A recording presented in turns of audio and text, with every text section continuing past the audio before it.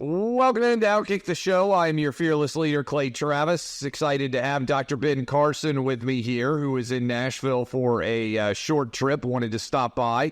Dr. Carson, I think the last time I saw you was in Georgia. You were speaking for Herschel Walker during the 2022 run-up. I was there as well. I know we're sitting about 7.5 months out from the 2024 election. But let's start right there. As you look at where we are as a country right now, are you optimistic that things go well with the 2024 election? Are you pessimistic? How would you assess where we are right now? Well, I've become more optimistic recently because of some of the appointments at the RNC. I believe that they're going to be very diligent regarding election integrity. That's really the key. Nothing else really particularly matters if you don't have election integrity.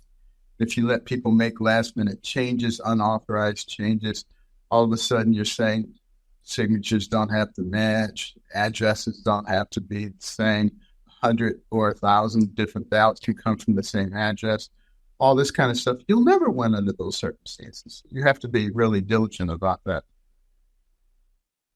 Yeah, there's no doubt, and certainly there are many different moving parts associated. I know you got your medical degree, I believe, in Michigan, and it seems like Michigan and Pennsylvania and Wisconsin, as we would well expect, are going to be the focal points of that battleground. You served in the Trump cabinet. Would you be interested in serving in another Trump cabinet or being considered potentially as vice president? Well, let me put it this way. I am very concerned about what's happening to our country. And I will serve in a capacity inside or outside the government that will serve to save our country, basically. So we just are coming out of the weekend that was the bloodbath controversy. I'm sure you've seen all of the coverage of that coming out of an Ohio speech that former President Trump gave. Do you think when controversies like this emerge, the Very Fine People controversy that came out of Charlottesville, where there is a clear intent to take the president's words out of context, do you think that is an intentional, overarching decision, or do you think it's more a function of laziness and lots of people not doing their homework and everyone rushing to follow the herd, even if the herd is being unfair and dishonest? Well, I think the leftists count on the fact that a lot of Americans are lazy and are not going to do their own research and not going to find out what really happened and just going to take their word for it. I think they may be wrong. I think a lot of people are waking up and not just taking everything for granted anymore and are looking at different sources of information. And I think the left probably did themselves a lot of damage with this bloodbath issue because you're going to have to be living in a cave somewhere beneath ground not to know what really happened. No doubt. You obviously have had tremendous success in your career. When you, I know I asked you about optimism or pessimism in the 2024 race, but when you think about the larger scale, I was born basically in 1980, 1979. I went to public school in Nashville, Tennessee, went on to get a law degree. But for much of the 80s, the 90s, and the early 2000s of my life, it felt like we all focused, white, black, Asian, and Hispanic, on how much we had in common. And then about a decade ago, 8 years ago, suddenly it turned into identity politics, and the focus was on all these things that people had that were not in common that we could never hope to be able to ever get past. And to me, it's this toxicity, this woke culture that's taken over. Do you see it the same way? You obviously have a longer runway than I do to have looked at this. You can talk about what happened in the 60s, the 70s, as you were growing up and then move through new generations. Are you optimistic on the ability of people from divergent paths to get along? Do you think we're going to come through this and be at a better place? How do we solve it? Well, I think it has a lot to do with leadership and explaining things to people. For me, it's pretty simple because I was a brain surgeon. And once I cut that scalp and peeled it back and took off that bone flap and opened the dura, I was actually operating on the thing that made the person who they are. The skin color doesn't make you who you are. The nose shape or the hair texture doesn't make you who you are. It's the brain that makes you who you are. And it's a question of whether you're a superficial thinker. If you're superficial, all those superficial things mean something to you. If you're a deep thinker, you're much more concerned about what really matters. So we need people who can explain that to individuals. And that's the kind of leadership that hopefully will be forthcoming.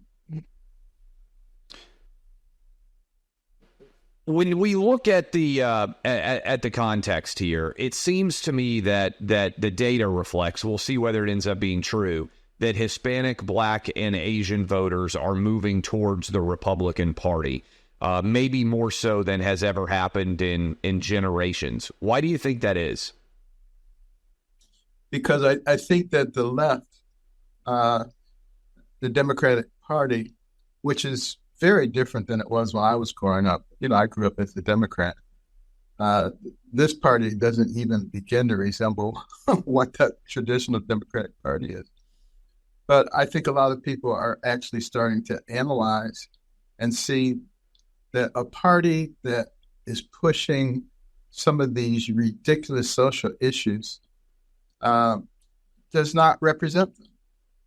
And that, they look for alternatives. And they're finding that, more traditional values reside in the Republican Party.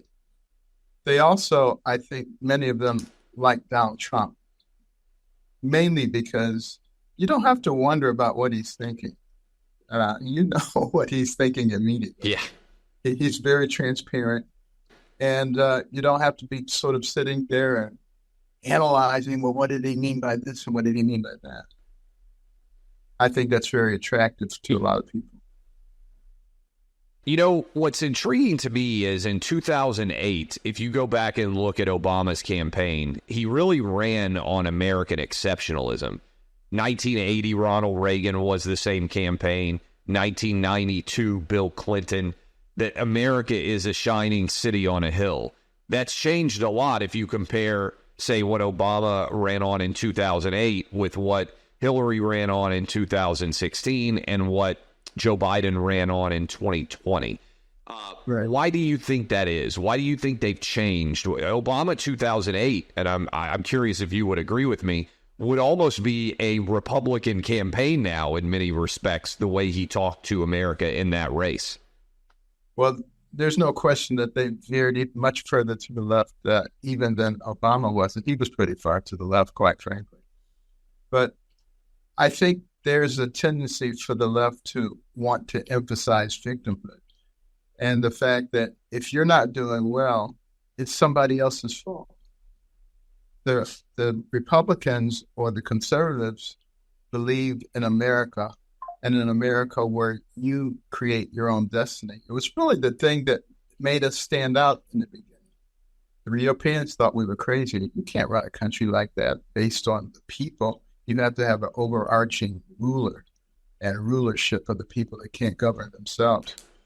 But what our founders discovered when they examined every society that ever existed and every governmental system, that they were all basically the same. And no matter how they started, how lofty their goals were, they grew, they infiltrated, and they dominated. And they wanted to give us a constitution that would prevent that from happening. And it's worked for over 240 years. We're as close to losing it right now as we ever have been. And I think a lot of our people actually are smart enough to realize that.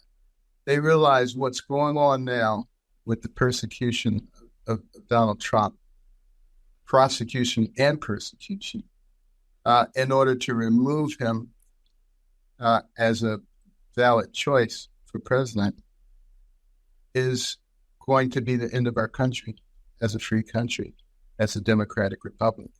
People are smart enough to actually know that. You obviously went to med school. You've been tremendously successful in your career.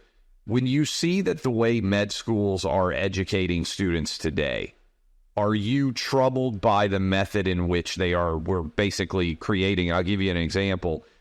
I think it was last year I saw Stanford Medical School students graduating still wearing masks at an outdoor ceremony. And they believe that they are a part of science. But to me, it was an interesting metaphor. It was emblematic of how we are asking doctors to buy into a worldview, a political system, more so than just straight up serving the patients that might come see them. What do you think about the level of instruction for doctors now and the way that we're providing our MDs with an education?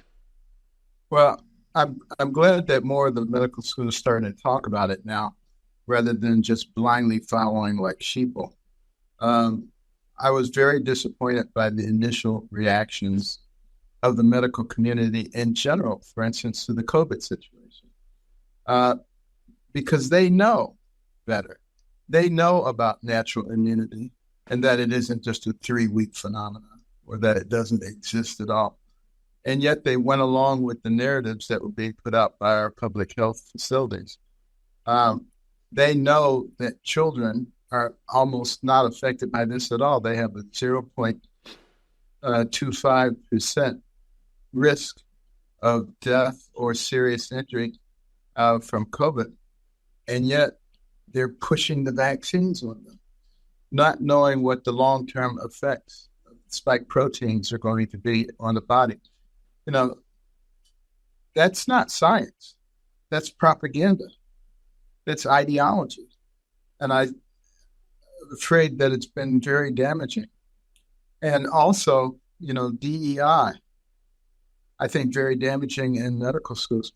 You don't lower standards in order to create the rainbow that you're looking for. You facilitate the rise of people to the appropriate level, because when they're dealing with people's lives, you don't want any compromise in that. Last question for you, because I know you have a busy schedule. When you, as a doctor, look at Joe Biden and you think about him at 81 years old, he'll be 82 years old at the time of the election, and he would like to serve until he's theoretically 86 years old. Does he seem mentally and physically fit to you? 75% of the American public basically says that he does not seem mentally and physically fit. I know you're not his direct doctor, but you obviously observe him as others do. How would you assess his mental and physical fitness? Well, I would say you don't have to be a brain surgeon to see that he's deteriorating pretty quickly. And all you have to do is go back and look at different video clips of him speaking over the years. You can see a marked change. And, there are a lot of people who have those kind of changes as they age. It varies from person to person, but we should be mature enough as a society to recognize when it's happening and take appropriate measures. We should be talking about mental status examinations for people at a certain age who have high government responsibility, because it's not just their life, it's the lives of the many people who are being governed that have to be taken into consideration. Thank you so much for your time, sir. Again, I know how busy you are. You've had an incredible life, and I know you got a lot left for us. Dr. Ben Carson, appreciate the time. Thank you for being a patriot.